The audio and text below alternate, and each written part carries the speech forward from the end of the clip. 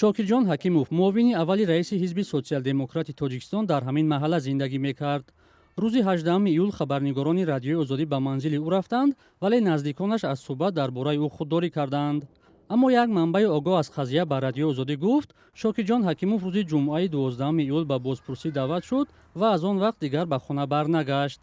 эҳтимол меравад ин даъват аз тарафи додситонии кул ба амал омада бошад. шокирҷон ҳакимов дар маросими ҷанозаи модараш натавонистааст ширкат кунад ва ҳамчунин садҳо номаи тасаллӣ ва ё ҳамдардӣ дар робита ба даргузашти модараш дар шабакаҳои иҷтимоӣ бепосух мондаанд. як манбаи наздик ба мақомоти додситонӣ ба шарти зикр нашудани номаш рӯзи 18 июл ба радиои озодӣ гуфт, шокирҷон ҳакимов дар робита ба парвандаи раиси пешини ҳизби демократии тоҷикистон ва вакили собиқи парлумон Саидҷафар Усмонзода боздошт шуда дар боздоштгоҳи муваққатии шаҳри Душанбе нигаҳдорӣ мешавад. мақомот то кунун дар ин бора расман хабар надоданд. шокирҷон ҳакимов ки дар шабакаҳои иҷтимоӣ фаъол буд, аммо аз 7 июл ба ин сӯ ӯ вориди ҳеҷ яке аз сафҳаҳо нашудааст.